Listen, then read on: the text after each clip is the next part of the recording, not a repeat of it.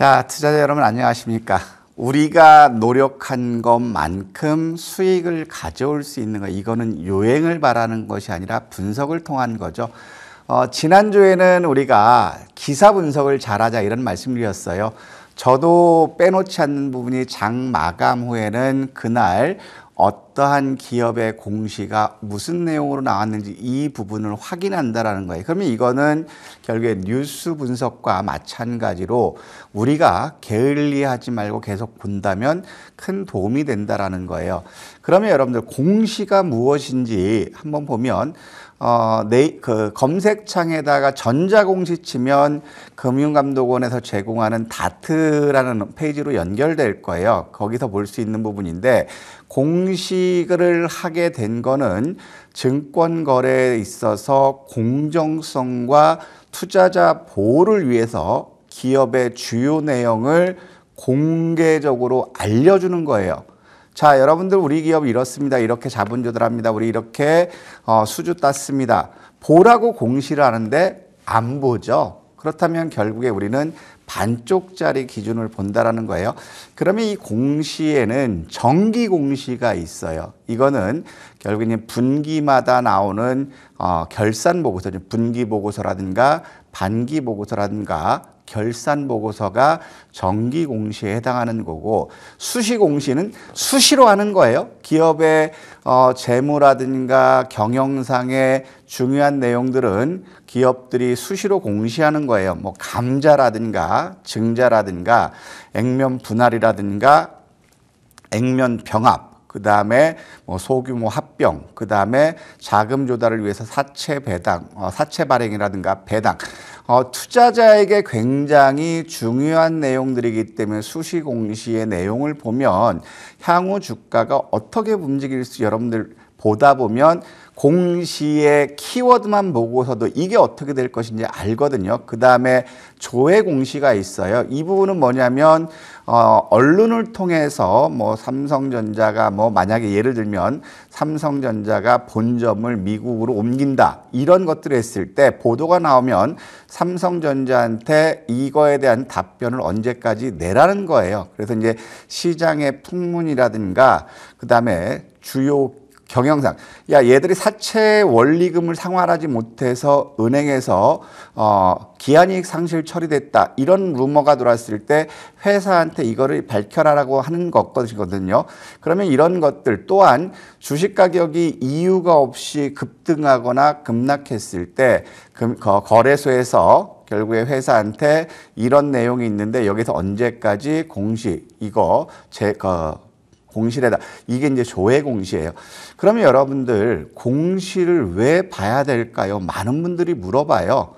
공시를 왜 봐야 되냐면 이 공시 내용이 주가에 밀접한 영향을 미친다라는 거예요. 그러면 공시를 봤을 때 손절을 할 것이냐 버틸 것이냐 결국에 공시의 내용이라는 거죠. 그럼 가령 예를 들면 최근에 이수페타시스가 유상증자 공시를 냈어요.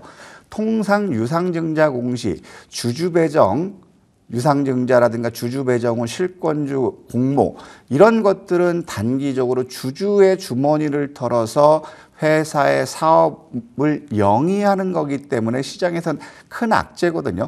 저 같은 경우도 아무리 좋은 시설 투자라 하더라도 유상증자 공시가 나오면 일단은 공시를 보자마자 매도 이쪽으로 해요. 왜냐하면 주가는 흘러내릴 거니까. 근데 여러분들이 이런 내용을 보지 못하면 쏟아지는 소나기를 다 맞아야 된다는 거예요. 그러면 운이 나쁘면 소나기 맞고 폐렴에 걸릴 수도 있겠죠. 그러면 결국에 배보다 배꼽이 더 큰 치료비가 나갈 수 있는 그러한 상황이기 때문에 이런 공시는 여러분들이 보는 만큼 여러분들에게 도움이 된다. 즉 투자 수익을 높일 수 있는 방법이자 반대로 손실을 회피할 수 있는 그러한 요인이기 때문에 이런 것들을 잘 봐야 된다는 것을 말씀드리고 싶고, 자, 두 번째로 우리가 봐야 될 부분들은 최근 들어서 공시를 봤을 때 이거는 꼭 주목해서 보라고 얘기를 하고 있어요. 발행 공시 관련이거든요.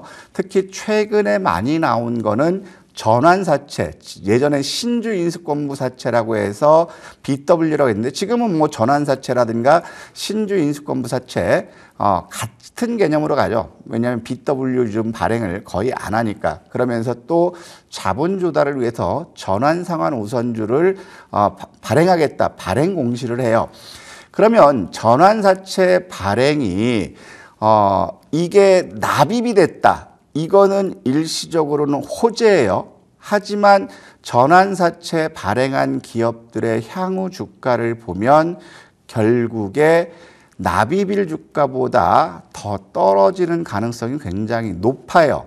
그 부분은 차후에 요거 알려드리는데 왜 빠질까? 왜 빠질까? 저기다는 안 알려주려고 했는데 여러분들이 안 알려주면 또 굉장히 잠을 못 주무실 것 같으니까 주가가 전환상환 우선주라든가 전환사채가 발행해서 납입되면 주가가 왜 빠지냐면 잘 생각해 보시자고요. 100억을 제가 투자자예요. 그래서 미라 주식회사 미라라는 해에 100억이 필요해서 제가 100억을 투자했어요. 전환사채로.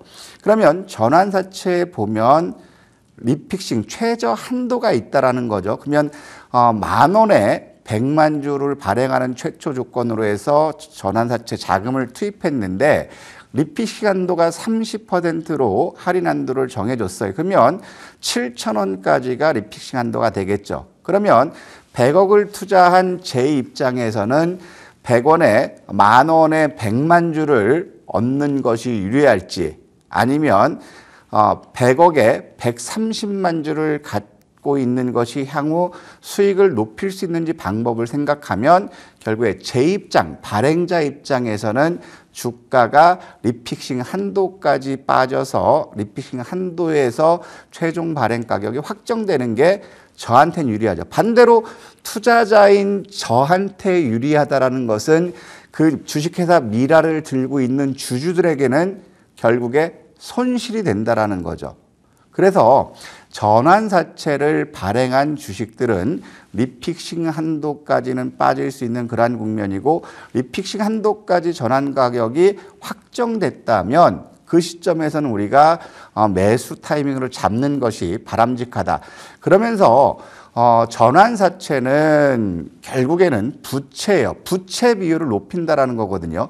그러면 주식회사 미라는 이 전환사채를 발행해서 만기에 투자자인 저한테 100억의 이자를 빼서 돌려주는 게 주식회사 미라한테 좋을지 아니면 그 100억 원에 대해서 투자자인 제가 주식회사 미라의 주식으로 전환하는 것이 유리한지 생각해 본다면 자, 100억이 부채였던 부분이 주식으로 전환했을 때는 부채가 자본으로 전환되죠. 그렇다면은 부채 비율이 떨어지는 재무 안전성이 높아지기 때문에 회사 측에서는 어떻게 해서든지 간에 전환사채를 주식으로 전환을 꾀할 거라는 거죠.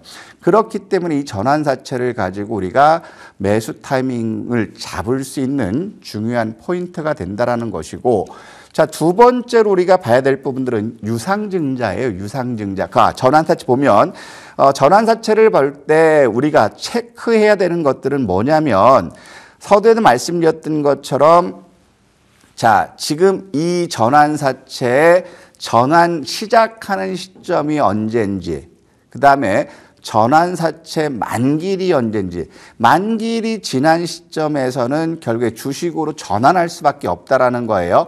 그리고 그다음에 금리가 몇 %인지 발행자가 누구인지 그다음에 리픽싱 한도가 어떻게든지 이걸 봐야 되는데 그럼 여러분들이 이제 잘 보셔야 되는 부분이 뭐냐면 주식회사 미라의 전환가의 리픽싱 최저 한도가 10,000원에서 7,000원까지 할인이 됐어요. 근데 이제 주가가 보니까 6,500원이에요. 재무제표를 보니까 전년 동기 대비 영업이익은 감소했지만 다른 유동성이라든가 재무 안정성이 높거든요. 그렇다면은 투자자 입장에서는 금리가 0%포인트로 발행했을 때 결국에 만기 시점에서 원금을 돌려받는 거는 투자자 입장에서는 결국에 손실이 될 수 있기 때문에 어떻게든지 간에 주식으로 전환해서 차익을 남기는 게 중요하죠. 그러면 회사 입장에서는 어떤 거냐면 부채가 자본으로 전환되기 위해서는 어떻게든 전환 시점에서는 주가를 올려야 되겠죠. 왜? 전환권자인 제가 돈 내놔가 아니라 주식으로 전환해줘 했을 때 회사에 득이 되기 때문에. 그래서 전환 현재 주가, 주식회사 미래의 그 현재 주가가 6,000원이다. 그 다음에 리픽싱의 한도가 7,000원이다. 재무 상황 이런 거 문제가 없다. 그런 시점이라면 여러분들께서는 한 번쯤 매수 관점으로 접근할 수 있다. 왜냐하면 100억을 투자한 투자자보다 저는 주당 1,000원 싸게 살 수 있기 때문에 1,000원의 이익이 크게 될 수 있어요. 대신에 이게 전환해서 차익을 남기기 어려울 것 같다. 그러면 사채권자인 저는 주식회사 미래에게 야, 내 돈 내놔. 조기 상환해줘. 이랬을 때는 결국에 주식회사 미래한테는 악재가 될 수 있죠. 왜냐하면 대안을 하기 위해서 또 다른 전환사채라든가 그다음에 RCP에서 전환상환 우선주를 발행해야 되는 이런 요인이 있기 때문에 단기적으로 부담이 된다는. 그래서 여러분들이 봤을 때 전환사채를 발행한 기업의 주가는 결국에 궁극적으로 시간이 지났을 때는 리픽싱 때문에 주가가 빠지는 경향이 굉장히 높다. 그래서 전환사채를 발행한 것은 우리가 공시를 보면서 리픽싱 한도, 그 다음에 전환 시점이 어딘지 이걸 보면서 투자를 결정해야 된다는 것을 말씀드리고 싶은 거고, 두 번째 우리가 봐야 될 부분은 유상증자. 요즘 들어서 굉장히 많죠. 최근 들어서는 유상증자, 고려아연 유상증자로 인해서 결국에 주주들 삥 뜯어서 인수자금 대환하려고 하는 그런 모습 보면서 주가가 크게 빠졌고, 또 이수페타시스 역시도 코스닥 상장사를 인수할 자금 목적으로 주주 배정 유상증자를 한 다음에 주가가 뚝 빠졌어요. 그래서 지금 여러분들 봤을 때 유상증자라든가 이런 부분들은 공시를 보자마자 매도한다면 결국에는 더 싸게 살 기회가 된다라는 거예요. 그래서 유상증자에도 종류가 있어요. 3자 배정, 즉 주주가 아니라 주주가 아닌 제3자를 지정해서 유상증자를 하는 것은 시장에서는 결국에 호재로 받아들이거든요. 호재로 받아들이는데 결국에 이걸 또 따지고 본다면 주주의 이익이 회사가 지정한 제3자의 이익으로 이전되는 그런 경우가 굉장히 많다라는 거예요. 또 3자 배정에 대해서 시장에서 긍정적으로 보는 이유는 뭐냐면 경영권 변동에 대한 기대감이 굉장히 높아지는 것이고, 또 아울러서 우후지분 확보에 따른 경영권 강화 이런 것들 때문에 시장에서는 좀 긍정적으로 보기 때문에 3자 배정 유상증자는 호재로 받아들인다는 거거든요. 그럼 여기서 우리가 봐야 될 부분이 뭐냐면 유상증자는 악재라고 했어요. 그러면 유상증자도 보면 주주 배정 유상증자가 있고 주주 배정 후 총액 인수 유상증자가 있어요. 총액 인수는 뭐냐면 우리가 유상증자를 대행하는 증권사가 주주들 대상으로 해서 미청약 실권주가 났을 때 이 부분은 주간증권사가 총액을 인수한다는 조건이에요. 그래서 주간사 같은 경우는 단기 성향보다는 어느 정도 보유하는 경향이 있기 때문에 주주 배정 후 실권주 일반 공모보다는 총액 인수가 낫다라는 거죠. 그러면 이 주주 배정보다 총액 인수라든가 실권주 공모가 왜 안 좋냐면, 회사 입장에서 왜 안 좋냐면 결국에 발행 수수료가 높아진다라는 거예요. 특히 주주 배정 후 실권주 일반 공모로 갔을 때 이거는 받자마자 매도하면 잠재적으로 매도 압력이 증가된다라는 거거든요. 하지만 총액 인수 같은 경우는 증권사 입장에서는 회사 사정을 잘 알고 있기 때문에 어느 정도 목표가까지는 들고 갈 수 있기 때문에 시세 변동성이 그렇게 작아질 수 있지만 주주 배정 후 실권주는 바로바로 반영되기 때문에 기존 주주들에게는 굉장히 불리하다라는 거예요. 그리고 3자 배정 유상증자라든가 그 다음에 3자 배정 유상증자를 공시했을 때 많이 따라오는 게 전환사채 발행이라든가 전환상환 우선주 발행, 이게 따라와요. 삼자배정 유상증자 300억, 전환사채 150억, 전환상환 우선주 150억, 이런 게 따라오는 거는 열의 9은 경영권 변동이 같이 수반된다라는 거죠. 그래서 이런 것 삼자 배정은 결국에 경영권 변동에 시장의 기대감이 높기 때문에 호재로 받아들이고 주가의 상승 모멘텀은 된다라는 거예요. 그래서 우리가 봤을 때 삼자 배정은 리픽싱 한도가 없지만 대신에 전환 상환 우선주를 발행했을 때는 일반 전환사채와 마찬가지로 리픽싱 한도가 있기 때문에 이 부분을 체크해 봐야 된다라고 말씀드리는 거고요. 그러면 우리가 이 공시를 봤을 때 무조건 손절하고 나가야 되느냐, 유상증자를 했을 때 나서야 되느냐, 저는 그게 아니라는 거거든요. 유상증자 공시를 보면 제가 항상 강조한 발행시장을 여러분들 강의를 할 때 여기는 우리가 보이지 않게 큰 수익을 얻을 수 있는 게 3번의 기회가 있다, 이런 말씀을 드려요. 자, 여기서 우리가 봐야 될 부분들은 어떤 거냐면 첫 번째로는 자, 권리락이라는 게 있어요. 유상증자를 단행했을 때 주주를 확정하기 위해서 주가가 뚝 떨어지는, 즉 유상증자 참여 권리를 주는 권리락 시점의 당일날은 대부분 주가가 하락하는 경우도 있지만 하락하는 것보다는 상승하는 경우가 많아요. 특히 유상증자뿐만 아니라 무상증자 같은 경우는 권리락 폭이 더 크기 때문에 착시현상 때문에 주가가 올라가는 그러한 요인들 나오고 있고, 그 다음에 유상증자를 봤을 때 확정가를 결정하는 날이 딱 정해졌어요. 이따 우리가 공시를 보면서 말씀드리겠지만, 그럼 회사 입장에서는 유상증자 확정 발행 가격이 예상 발행 가격보다 높은 게 좋을까요? 낮은 게 좋을까요? 우리 PD님 어떤 게 좋을까요?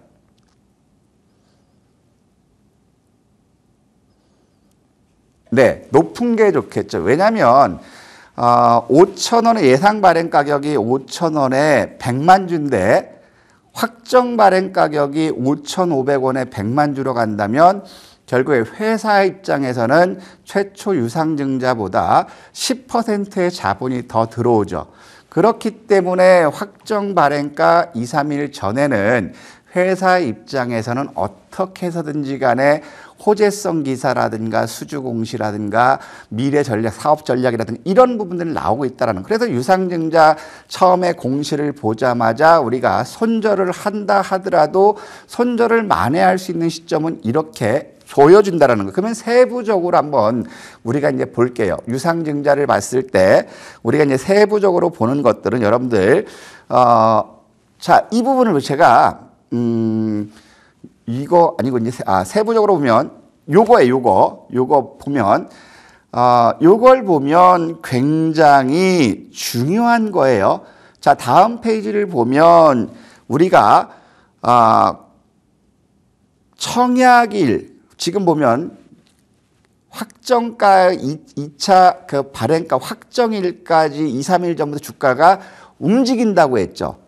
그러면 그 다음 요거 아니고 다음 페이지에 여기는 없구나. 또 뭐가 있냐면 공시를 보면 확정 발행가가 있고 또 청약일이 나오거든요. 그러면 회사 입장에서는 청약 미달되면은 이거는 망신이거든요. 그래서 청약률을 높이기 위해서 100% 이상 시장의 관심을 끌기 위해서 또 호재성 기사가 또 나와요. 주가 부양 의지가 있어요. 그 다음에 언제냐면 납입일이에요. 자, 납입일은 돈은 청약은 110% 청약했는데 청약 납입 시점에서 보니까 유상증자 발행 가격보다 현재 주가가 낮으면 결국에 대규모 실권이 발생할 거잖아요.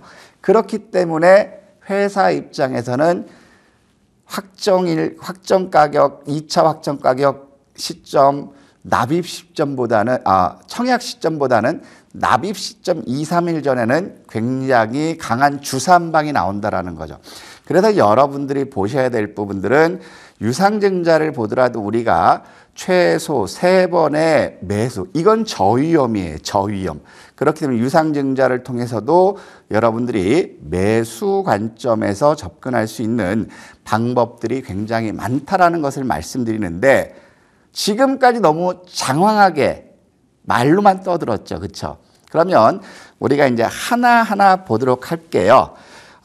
지금 사례를 보면 이오플로예요. 이오플로를 보면, 자, 이걸 보면, 자, 차트를 길게 보면, 자, 이오플로 같은 경우는 메드트로닉스에서 다국적 그 헬스케어 기업이죠. 메드트로닉스에서 이오플로의 경영권을 인수한다고 해서 주가가 과거에 얼마 샀냐면, 자, 10,000원부터 해서 27,000원까지 메드트로닉스 인수 시점에서 주가가 급등 나왔어요. 자, 메드트로닉스의 3자 배정과 긍정한다고 했는데, 결국에는 인슐레스라는 회사에서 이오플로의 특허 침해로 인해서 미국 내 판매 제한을 걸었어요. 그러면서 주가가 빠지니까 어떻게 되냐면 메드트로닉스에서 인수를 포기했어요. 그러니까 결국에 25,000원에 있던 주가가 빠지면서 3,100원까지 빠지죠. 왜?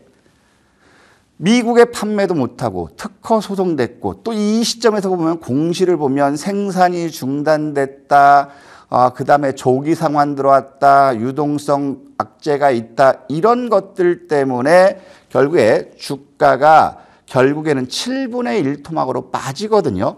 그러면 이제 최근 들어서 이렇게 한번 보면 7분의 1 토막 3,000원짜리 주식이 17,000원까지 오게 됐어요. 그러면 여기까지 왔던 우리가 공시를 한번 살펴본다면 이거를 여러분들 이제 보실 수 있어야 될 거예요.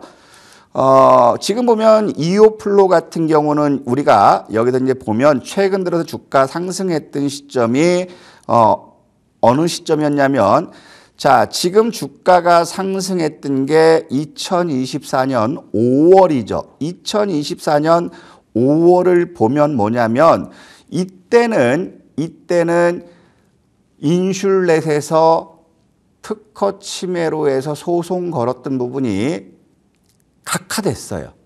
그렇기 때문에 이제 이오플로 입장에서는 다시 미국에 판매할 수 있는 그러한 것들 때문에 3,000원에서 17,000원까지 상승하는 그러한 모습들 보여줬거든요. 그래서 보면 3,000원에서 17,000원까지 이제 상승했어요. 그러다가 강세, 지금 보면 이오플로의 마이크로 니들이 결국에 비만 치료제라든가 여러 가지 마이크로 니들이 화장품에도 사용되고 이런 것들 때문에 시장에 관심이 있었는데, 결국에 이제 최근 들어서 보니까 17,000원까지 갔다가 13,000원대까지 갔다가 지난 8월 22일 날 주가가 25% 개파락해요. 그러면 왜 개파락했을까요? 공시를 보면 8월 22일 날 개파락했던 이유를 보면 딱 여기 나와요. 주주배정 유상증자, 실권주 일반 공모. 제일 안 좋은 거라고 했죠. 그러니까 지금 얼마냐면 910만 주고 예상 발행 가격이 9,040원이었는데, 자, 지금 보니까 여기서 주가를 보면 9,040원에 유상증자를 한다고 했는데, 특허 소송, 여기 또 보면 특허 소송이 또 같이 걸려 있거든요. 여기 보면 8월 달에 유상증자도 있지만, 또 여기 보면 소송 제기 8월 22일 날 또 나왔죠. 인슐렛이 또 다시 다른 것으로 해서 소송을 걸었어요. 그러니까 지금 유상증자도 악재인데 과거처럼 인슐렛이 특허 침해 소송을 또 거니까 주가는 빠져나와요. 그래서 저는 자, 저희도 이거 트레이딩을 했었는데 어떻게 봤냐면 자, 유상증자는 단기적으로 악재이기 때문에 이거는 손절해야 됩니다. 저희 같은 경우는 이오 플로로 해가지고 이런 것들을 공시를 보고 여기서 수익을 내고 여기서 수익 내고 여기서 수익 내고 여기서 수익 냈다가 또 바닥권 안내 딱 잡았는데 요때도 못 팔았다가 결국엔 손해보고 이날 팔았던 거예요. 그래서 유상증자 공시는 결국에 흘러내리는 상태에서 특허 침해 소송까지 빠지니까 움직이죠. 그럼 여러분들께 보셔야 될 건 뭐냐면 어떤 거냐면 자, 유상증자를 한번 우리가 보도록 할게요. 자, 유상증자 최초 나왔던 부분은 권리락일 같은 게 다 나와요. 900만 주고 9,041이고 확정 발행 가격이 올 10월 28일이었거든요. 10월 28일이었고요. 그 다음에 배당 기산일이 그다음 납입일 이게 언제냐면 11월 8일이 납입일이었어요. 그런데 여기서 보니까 9,000원에서 주가가 이렇게 빠지니까 당연히 안 되겠죠. 그래서 3개월 평균, 한 달 평균, 보름 평균, 일주 평균, 당일 평균 해가지고 발행 가격이 9,000원에서 얼마까지 낮아지냐면 여기 보면 정정 공시를 내죠. 정정 공시를. 발행 가격이 뚝 떨어지는 거예요. 발행 가격과 납입일이 떨어지거든요. 그러니까 지금 여기서 보면 자, 이런 것들 때문에 발행 가격이 또 납입일이 30일로 바뀌고 발행 가격 역시도 또 전환돼요. 그래서 이제 최종 1차 발행 가격이 얼마에 됐냐면 4,236원이에요. 4,236원. 그러면 저는 이오플로도 어제 시점에서 일단은 매도하자라고 했는데 여기서 보니까 예정 발행 가격 이제 확정일이 12월 2일이요. 12월 2일. 그러면 확정일은 이제 나왔다라는 건데 여기서 보니까 청약일이 또 12월 5일로 바뀌었죠. 여기 또 봤다. 이제 또 바뀌었다. 마지막으로 나왔던 게 뭐냐면 자, 여기서 보면 예정 발행 가격이 9,040원, 4,200원은 낮아졌고요. 두 번째로 보면 얘들은 청약일이 언젠지 한번 보시죠. 4,200원으로 낮아졌고 청약일이 12월 5일, 6일이에요. 그럼 내일 모레죠. 그럼 얘는 호재 공시를 낼 수 있어요. 4,200원이고 또 납입일이 언제냐면 12월 13일이에요. 그러면 4,200원짜리 주식이 현재 10,000원이면 주가는 청약률은 100%죠. 제가 여기서 뭐라고 했냐면 어제 이 시점에서 매도하자고 했던 게 우리는 이제 유상증자 신주를 청약하게 받으면 4,200원 받는다. 그리고 여기서 또 급등했던 게 뭐죠? 아까 말씀드렸던 것처럼 인슐렛, 특허, 각하. 그렇기 때문에 이건 올라가죠. 그러면 마지막으로 이오플로의 주가가 하락하는 시점이 언제냐면 신주 상장일이에요. 12월 30일.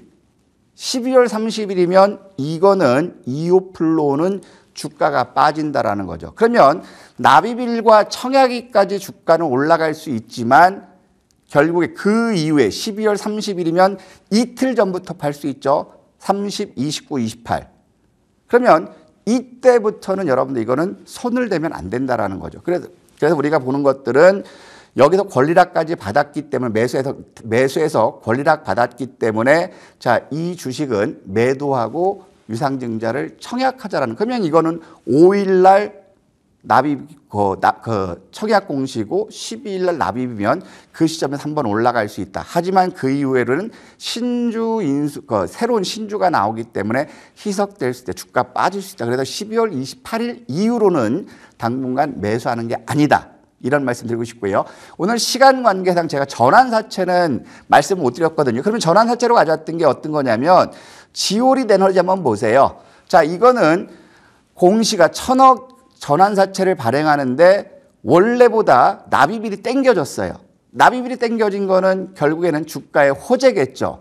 그렇기 때문에 얘가 오늘 미리 알았는지 모르겠지만 주가가 장중에 20%까지 갔어요. 그럼 얘는 추후에는 어디까지 빠진다? 리픽싱 한도까지 빠질 수 있다. 그래서 전환사채는 리픽싱 한도를 꼭 확인해 보자. 이런 말씀 드리면서 오늘 방송 여기서 마치도록 하겠습니다. 감사합니다.